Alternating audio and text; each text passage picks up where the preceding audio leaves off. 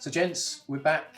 Today we've got Sanjay Patel joining us. Sanjay is an experienced landlord. He's invested in property and his whole life is surrounded by property as he works in the estate agency game as well. It was actually my first property. I went in with my dad on the mortgage and we had an offer accepted. It was £250,000 and it was a 3-bedroom, 7-detached house. We pulled out fairly close to exchange because the advice I got from other third parties, because I was inexperienced, we pulled out. Today, the house is worth £525,000 pretty much.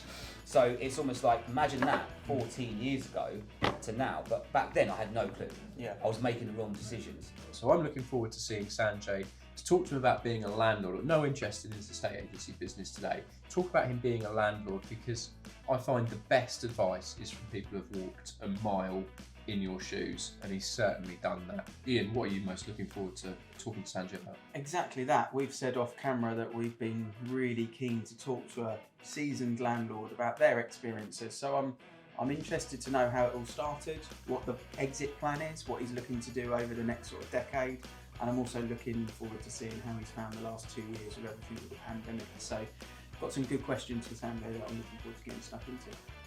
Right, South Tristan. Yeah, definitely. I think Ian's covered a lot of it there, but I think on top of that would be to find out what wins he's had, both short-term and long-term. We know that there's been some great growth in property in the last couple of years alone, so what wins he's had, and what advice he can give to anyone looking to invest in property, or any landlords out there that's looking at buying another one. Yeah, I'm excited for this one. Yeah, a decade in, he's still enthusiastic. Let's bring him on. Gents, Sanjay's joined us on the desk. We're very pleased to see him. As I said in the intro, Sanjay's a landlord, growing his portfolio, comes from a family history of property. So it's great to have Sanjay along. Ian, let's kick off. So the question that we always like to ask a landlord, and this is just exactly how the story unfolded, is why did you become a landlord, Sanjay? So, interesting question. I became a landlord because, first of all, I've always had an interest in property. I was one of those guys growing up when I've just grown around my parents who have always had properties. They always wanted to buy more properties. They always wanted to build their own portfolio. So because I've grown around it, it's kind of just instilled in you. And I thought, well, how do I make this? When I become obviously adulthood, I think it was when I was 18, I was like, yeah, I'm going to have 10 properties by the time I'm like 25. It never obviously happened because you just don't know the pitfalls you're going to jump into. But yeah, so that's kind of where it came from originally. Always been an aspiration to kind of get into it. I think a lot of people have that, what their background is and how their parents and what they've been involved in. Sometimes we find it's people that have got family that are in the trades, and it just naturally flows into someone wants to start doing more than just being in trades, and that they turn it into investment. So it's very common, but it's good to see that you took that influence from family. Do you think in your property experience background and having worked in professions of property that helped, or do you think that actually when you were looking to buy that start that portfolio, do you actually think that hindered you a little bit because you were more cautious about things that not everyone knows? It's a bit of both. Like when I remember before I started my career in property, I had no clue. I had no clue what I was doing, what I was trying to find, what a rental yield was, what the actual motivation behind it was. And then as soon as I started into the career of property, it started to change. My mindset started to change. And the way I went about it, and more so homework, just do your research, right? It's a simple thing, but it sometimes gets overlooked. So yeah, it was a bit of both. So I started off very wrong. I remember, I think it was 2008, it was actually my first property. I went in with my dad on the mortgage and we had an offer accepted. It was £250,000 and it was a 3-bedroom, 7-detached house. We pulled out fairly close to exchange because the advice I got from other third parties, because I was inexperienced, we pulled out. Today, the house is worth £525,000 pretty much. So it's almost like, imagine that 14 years ago to now, but back then I had no clue. Yeah. I was making the wrong decisions. So now, yeah, I definitely look at it. And what was the offer agreed at, sorry, on that one? 250,000. Wow, yeah. Okay. Yeah, exactly. More than doubled. And you talk about that a lot, Mike, in terms of treating it as a long-term plan and not looking at, is there a better option around the corner? Because actually you're going to keep hold of it for 10, 15, 20 years. And that's why we do it. That's why we invest for the long term. That's the market that we're working in now, is everything gets more and more expensive by the minute. Some people lose out on buying a property over £1,000, £2,000 on an offer, and it's irrelevant because by the time you exchange and complete on the house is worth £10,000 or £15,000 more than you agreed the offer at. So I've lost properties over the same thing. I think it's just greed in the moment where you're trying to get yourself the best possible deal, to try and get it over the line to prove you're the bigger man, or like you say, you're taking outside advice, which is just wrong from people who don't do it. But the key is, as you started, the first answer you made was it's about building assets. First and foremost, over everything else. Building the assets is where it is. Yeah, I mean, I'm massively into like podcasts, self-development, like motivation. Like Tony Robbins, I grew up for the last 5 years. I've been listening to his stuff, and he talks a lot about investing, not just in property, but like in crypto, Bitcoin, all this other different stuff, real estate. And the best advice, if I was like 14 years ago, I'm 35 now, but 14 years ago, if I told myself then, be in it for the long term rather than the short term gain. I was so blinkered back then. It was ridiculous. So now I can actually share that knowledge and be like, right, Sanjay, your old self, you should have taken that because you're not in it for the short term. But back then, you're just blinkered. You don't know. Yeah. And I think that's what I still find with a lot of investors or people we speak to now that want to invest, not just in property, but anything, be in it for the long term, not the short term. And just take the blindfold off, basically. So one thing that I'd like to know, Sanjay, is someone that's got that property background, and for me personally, with an estate agency background, sometimes it helps, sometimes it doesn't. But have you been surprised, or have you experienced anything that surprised you in actually how it works with lettings agency? Because my understanding is your properties are managed by a lettings agent rather than just yourself, because you've got other jobs to do. Have you been surprised by that, or has it been plain sailing? So when the first property I purchased 7 years ago, I think almost, the first tenant I had was a bit of a nightmare. Oh, hands down. Like every month there was something wrong, even though it was the smallest little thing. I was getting calls, and I did a rent collection service then. I didn't do fully managed, so I was obviously speaking to the tenant with maintenance stuff, and it was a pain. And I think back then, would it have been a better option to go fully managed?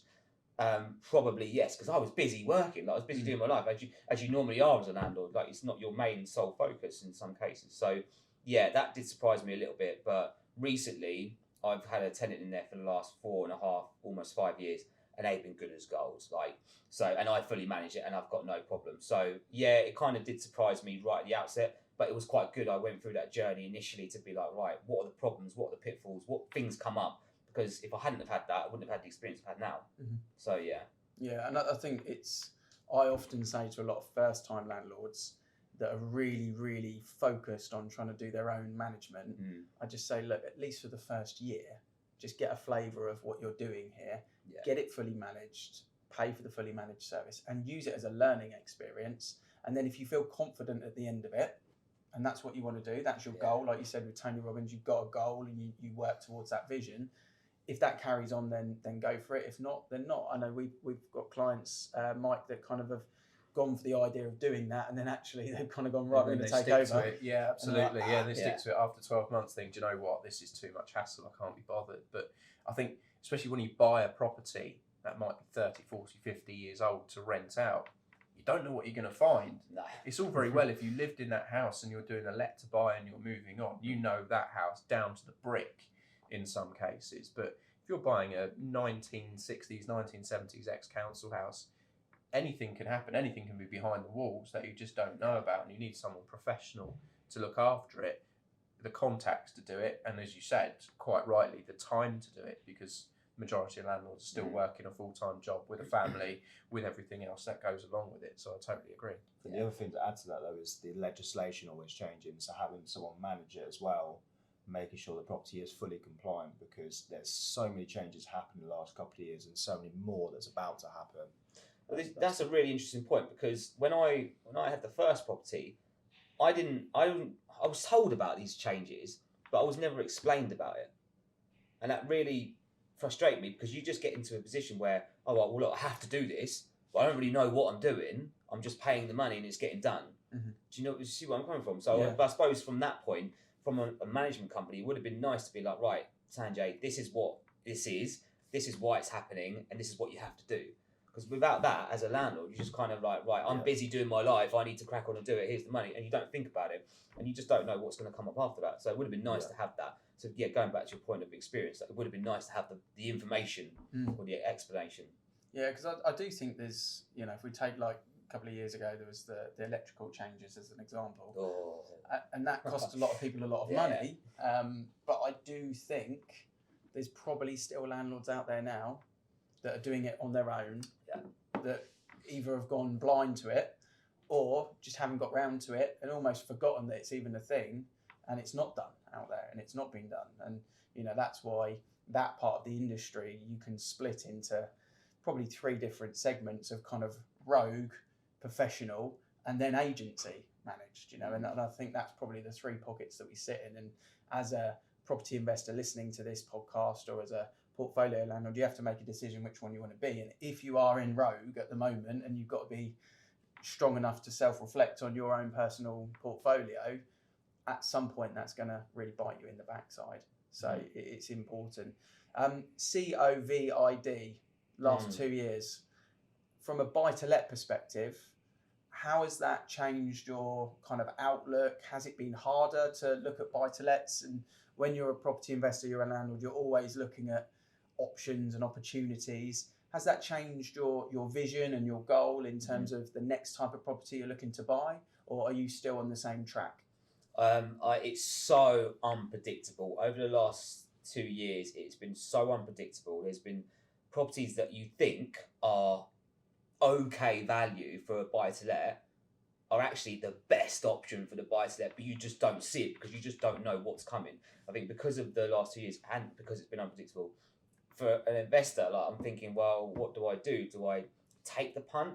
Is it risk averse? And then again, it'd be nice to have a bit of guidance, but then at the same time you can't, because you just don't know what's going to happen. But then now we come out of it, well, almost out of it, you're thinking, well, actually, I would have made 50 grand if it was a short-term investment. Even if it was a long-term investment, could you imagine how much more you're making then? So yeah, it's always a case for me, if you've got the cash in the bank, it's losing money. So if you've got the cash in the bank, whether it's property or something else, invest it. And the safe bet in the different investment strategies at the moment, from the conversations we've had and we talk to, is property, because the market's good. And even if we don't see the market that we saw last year, this year and next year, we'll still see gains, because all of the media stories are, we're not building enough properties, new homes are not being able to do the volume they want to do at the moment because materials are so expensive. So it's going to push the new homes market premiums up. And then if we look at the rental deficit, I think it was 230,000 properties more needed to rent in this current climate. And we can see that because you get 30 inquiries per one, even if it's 10% over what we would deem as normal market value. So it's a great time to be a landlord, because the yield is that much stronger than it was 24 months ago, really, which is really good. In terms of investing, we had Akil on a recent podcast. He was talking about blended investments. You were talking about blended mortgages and blended portfolios, so a variety. From your point of view, is there other areas of investment that you're looking into, or is it just your sole goal is in property, or is there other things that sort of strikes your interest at the moment? I mean, I've dabbled in all sorts. I've sort of tried to learn. I mean, look, it's funny because when you're sitting down the pub on a Friday night with your pals, they're like, oh yeah, I'm investing in a bit of Bitcoin, I'm doing a bit of crypto. Everyone's an expert in the Everyone's pub. an expert, right? Why is everyone an expert in the pub? Especially in the pub, right? So everyone's an expert. But the thing is, I don't know enough about it. And from my perspective, my experience is property. So for me, as much as I'm tempted with other stuff, index funds, I think, was one of them that Tony Robbins spoke about, long-term games, stuff like that. I read the whole book on that. I still don't really know enough about it. And I think for me, it's not, I wouldn't look at that. But I completely understand that people have made a lot of gains in other bits of investment. But for me, I always look at, what are you most passionate about? What do you want to do that's going to bring you a sense of fulfillment and joy, and actually the long-term gain of that, and stuff that you experience and knowledge about. And for me, it's property, personally. Yeah, no, good. It's good to know, because I think a lot of investors often look at different things, and the way that I try and learn, for me personally, is I try and sort of, it'd be arrogant to say become an expert, become quite knowledgeable in a certain segment, and then sort of use that ability to learn something on what's the next closest thing to it. And that's how I try and sort of expand my own education, whether that's this type of stuff or anything really. And that kind of works quite well for me. Would you, and on that point, knowing what you know and staying close to home, literally, would you invest close to home, or would you look to invest further afield? No, we've got HMO down in Crawley. We're nowhere near Crawley. Like, I have no idea about Crawley. I don't know the area, but the investment at that time was a good buy. And luckily we had a few people down there that helped us with that. We did a massive side extension and added another 2 bedrooms. So there is a couple of things where I don't care where it is personally, as long as the investment's right and it can be managed right and looked after right. That's my main goals behind that. Yeah, so you look at it in the way that sometimes new landlords or new property investors struggle with, is there's no emotional connection. It wants to be right and it has to work, but you're looking at it from a maths and from a spreadsheet perspective. I look at it from a bird's eye view. You know, I've looked at one actually recently over in Manchester. I mean, we're down in Berkshire. No idea about Manchester. I've been out there a couple of times, but there's a valuable property there which could be a good investment, which I would look at. So yeah, not restricted an area.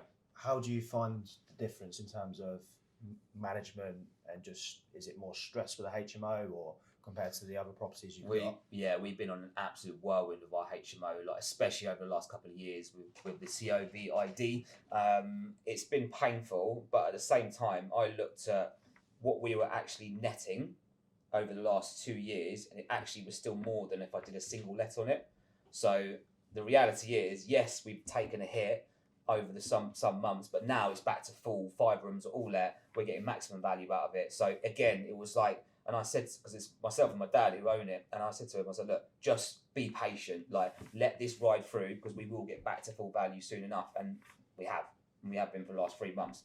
As much as we bickered and argued, go back and forth, but no, just hold fire. It's a long-term game for that. And I guess it's made money in equity as well. Oh God, yeah. I mean, we bought that 5 years ago now, and we did a big single-story extension. It was a corner plot, so there's potential to do it. So yeah, and it's fully managed, so it's all good. Do you normally have quite a good occupancy rate on the HMO as well? Yeah, because it's right next to Gatwick Airport. We generally have a lot of people that work in the airport, not just people that work on the airlines, but the airport itself.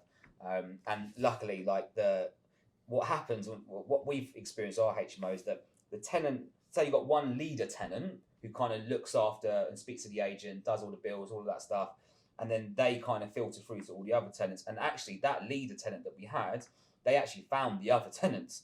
So it was quite nice because they already kind of knew each other before not living together. So it was quite nice. So the atmosphere inside the property, and they all get on well. So that's like the perfect scenario for us. Keep that tenant sweet. Exactly. That's key. Have a busybody living in your HMO, because that's your single point of contact, rather than having 5 or 6 people to contact all the time. Just drill it down to one person who's got an agenda to stay there long term, an agenda for the house to be kept nice, because it is their home rather than somewhere to stay for 6 months. But one thing I've realised being a landlord is that look after your tenants. You look after your tenants, go that extra mile. Like with my other one in Frimley that I've got, I'd send them a Christmas gift every year. I 2 times a year I check in and say, look, do you need anything done? Is there anything, kitchen worktops scraping off? Is there anything we redecorate? I said to him, I want to get a new front door, and he was like, thank you for offering, but at the moment I'm good, I'm all right. But I was like, let me just get it done anyway. And even with the HMO, like we look after them, because we, on the back of that now, because of COVID, it's we're getting premium rent, and they're okay to pay that. They're more than happy. They're happy. We're happy, right? Yeah. And that's the relationship you want. Yeah, that's the 100%. Difference between that rogue segment, professional, and agency segment. 100%. So, no, it's great to hear. What concerns do you have about the landlord market, the buy-to-let market, the investing market in property? What concerns do you have over the coming 2, 3, 4 years? We won't hold you to it unless you get it spot on. We'll promote it, or you get it really wrong, we might promote it as well. But I think it's just legislations are a big one. Like things are changing rapidly. There's so many things happening, and we just don't know what's what and what's coming. So that kind of, from a long-term perspective, you're thinking, well, what could change in a year, 2 years, 5 years, 10 years? Like, is it going to cost me more? Am I going to end up losing money? But we just don't know. But again, it just goes back to the here and now. You just need to get your education. That, for me, probably is the biggest concern. But apart from that, it's just getting the experience and doing your homework and research. No, good.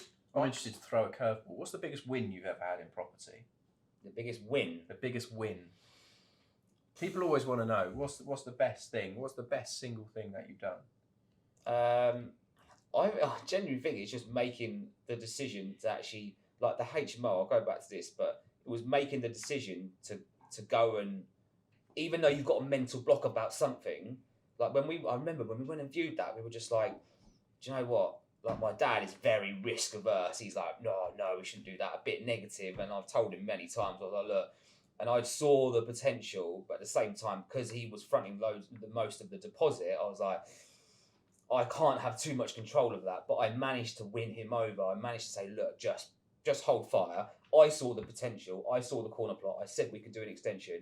We had experience that the agent that we were with at the time had experience in HMOs. And I managed to win him over. And now, 6 years later, he's like, yeah, it's definitely the best thing we could have done with that. So for me, it's almost the biggest win is getting over the mental block or the barrier. Pulling the trigger. 100%, yeah. That for me is the biggest one. What about the biggest lesson that you've been forced to learn? Something you've really had to swallow as a landlord? Again, that HMO, to lose all that money during COVID, it was like, yeah, that was the biggest lesson. But at the same time, it was like, how do we deal with that? How do we overcome that? How do we still keep the tenants good as well as keep the property good?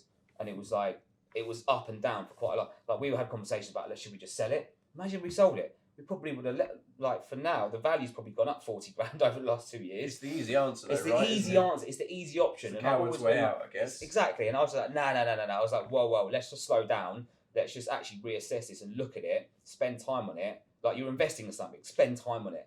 Don't just park it on the side. Like it's a big thing. It's a big part of your life, and it's a big asset you own. So don't do a half-assed job basically. So yeah. I always think of this. I got this image that I saw posted once, and it's when you got a glass kitchen cupboard door, and the plate is pushed along the glass. So basically, you open that cupboard door, the plate smashes. But if you don't open the cupboard door, the plate doesn't smash. Yeah. And it's kind of I always think back to that image when people are talking about sell your asset. The problem only happens if you sell it when there's a problem. If you leave it closed or if you leave the investment locked in, it will bounce back. And if you sell on the down, you lose the bounce back. And actually, I was talking this morning to a chap, Matthew, that's coming on the podcast, who's more sort of into wealth strategy, stocks and shares, and advising people.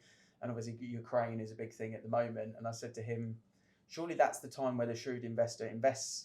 And he's like, yes, but I have to talk to my clients because a lot of my clients now are thinking, let's pull our money out. And because everyone pulls their money out, you see the drop. But actually, the shrewd investor is the one that holds strong and actually puts money into the downside to benefit the bounce back. So, yeah, great strategy that you took on that. Isn't it funny as well that your highs and your lows both came from your HMO, which it's the high risk, isn't it? The high risk can bring high reward, but can also bring the risk factor to it as well. I'm just interested to know, because you mentioned you've got obviously a full-time job. How does this impact you as it's a side hustle? How does it impact you as doing that on the side? Does it impact you at all? Is it something you stress about day to day? Or actually, is it only a problem when it's a problem? It's only a problem when it's a problem. I do not stress about it at all, really. There's nothing now. There's nothing I really need to worry about. It's more so when the problems come up. But then I'm just like, right, okay, this has come up. We need to action this quickly because I do not like problems just sitting there. Even in my, full-time job, I'm like, if there's a problem, let's just action it now. Let's not delay. Let's just deal with it there and then. I'm a problem solver, not a problem maker. So yeah. I stand by that as well. It's great to get an actual kind of live landlord that looks at it from that perspective. That's not, an accountant or a mortgage advisor. That's just someone that's in property, investing in property. It's been really, really insightful. And I know Tristan's got a couple of quick fire questions for you as well to sum up. So over to you. Straight to it. What happens next in the property market? Oof. I personally think it will still keep increasing. Like prices are still going to rocket in, demand is still going to go up. But at some point will start levelling out because it's just not sustainable with the market that we're in at the moment. And I think as a landlord, I would still love to invest in other properties. Nothing's put me off, put it that way. Perfect. And I think I know the answer to this one, but if you invest in a perfect investment today, what does that look like to you? Oh, that's gold, isn't it? That's absolutely gold. I mean, yeah, you're always on the lookout for the perfect investment, but I genuinely think that doesn't exist. There's always going to be pitfalls. There's always going to be something which is not 100%. But if I can get to 70, 80%, yes, then fine, I'll look at that. What does it look like? What in your head are you thinking is ideal? Where are you next likely to put your money? I would still like a HMO. I quite like them personally. One, because they yield so much further than a 1 unit 3-bedroom semi-detached house. But I quite like seeing something that could be something and turning it into that what I want it to be personally. I think from the win you said earlier, I was expecting you to say HMO, so you just literally said it. So you've answered that question. But the thing is about HMOs, not many people like it because they do see it at high risk. My dad, for one, he absolutely hates it. But he knows just to hold on to it. So yeah, not for everyone. I think good strategy with the HMO, the location of where you invested. Yeah. You put a HMO in the middle of a housing estate where you've got a school and not much else, a local village shop, it might not be the ideal place, but to put it near an airport, for example, and then get the kingpin tenant in there that brings in the other airport staff was a really good move. So I think a lot of it is having the confidence at the outset. You don't always find that as the first investment. You don't often find someone go, right, let's invest in the high risk, high reward strategy at the outset. But obviously after you've done a couple of investments, you felt, let's try that, and it's something that's worked for you. So no, it's really interesting to hear. And finally, what's the best single piece of advice you can give a landlord? Seek advice. Talk to other people in the industry. Like, I can't stress to you how valuable that is, whether it be an accountant, another investor, even someone that does different investing, like we said earlier. Like, to seek advice and not just be narrow-minded and think you can do it all yourself is the best single thing that I've learned personally. Awesome. Guys, let's wrap up. Sanjay, thanks for joining us on the podcast this week. It's been another interesting episode. I think just the reflection of a landlord being on here rather than a property professional with their professional hat on was really refreshing. And as you say, seek advice. Seek advice from people who have done it. Seek advice from people who have walked a mile in their shoes is probably the best advice anyone can give. Gents, we kicked Sanjay out, so we're free to talk about him behind his back now. What were your biggest takeaways? I think what's important for Sanjay is, we didn't touch on it, but one of his professions is also that he's a life coach. And he spoke a little bit, he mentioned Tony Robbins, but he talked about when you're looking to invest in property, there's always the seed of doubt. And I do think there's a lot of people that want to do it now, but they've just got that trigger pulling mindset that they're not quite ready to pull the trigger. So it's quite interesting to see from his point of view that actually the benefits of doing it and holding his ground as well when COVID hit in the HMO. So a lot of it was mindset related. And I think that for a lot of people where they just contemplate doing it and they put it off, and then maybe they never do it because they end up doing something else. What he's shown is when you pull the trigger, you invest in property, inevitably you get the wins. So that was the part that I really took away from it, that I thought was quite interesting to hear, which I wasn't expecting to hear from him, and it was good to hear it. Yeah, interesting perspective. Obviously, he's the guy with the expertise, and at a point, his father was the one with the money, and he's pulling his father through in that situation to say, look, this is a good deal because of 1 to 10 reasons, so go with it, and these are the reasons why we'll come out of it at the other end. And these are also reasons to hold on in bad times. So it sums that up perfectly. There was another thing to touch on that he did mention in there, is about speaking to the right people. And I think it goes back to a number of different podcasts we've had previously where we talk about power teams and how important that is. Yeah. But also on top of that, I think he's had a great win. Is obviously HMO is a very high risk, and it's worked really well for him, which is a great win. It doesn't work for all, which we know, so it's interesting to hear from his side that that's worked well for him. He must have spoke to someone, because like you mentioned, he's based in Berkshire, Crawley's nowhere near. He must have spoke to someone that said, look at this strategy or look at this opportunity. We didn't actually touch into that, but there was a reason why that route happened. And it goes back to, like you said, walking a mile in someone's shoes that's done it. That was the interesting part to the podcast. So I loved having a landlord on. And I think if there is a landlord that's listening at the moment, or maybe even someone who's a property investor that wants to do it, but they haven't yet pulled the trigger, it'd be great to get them on as a guest. So, reach out to us if that's you, because we'd love to have a conversation with you on mic, and then we can help off mic as well. not this mic, that mic. And that would be brilliant. So yeah, I loved the Sanjay chat, and it was great to have a conversation about someone that's doing it now with a job and everything that goes with it in between. Gents, it's been a good one. Until next week, speak soon. I'm flicking through YouTube and through Spotify. I don't think there's a podcast or a video channel on YouTube that landlords can land on where they're not being sold something. I mean, it'd be the first time any estate agents ever asked that question, but why not ask that question to a wider audience? Estate agents have the knowledge there, but they don't seem to share it. You can do different episodes based around someone that wants an exit plan or someone that's just starting their portfolio. The rules change every year. Yeah. But why not just open the floor out and just say, well, is property even the best investment out there? And tax advice is a big thing, especially with everything that's changed, capital gains tax, and obviously your stamp duty costs that you need to pay and whatnot. People don't realise what they need to prepare for. We build a podcast and we build a YouTube channel, somewhere that landlords can go and they feel they're not being sold to, but they're just getting quality advice.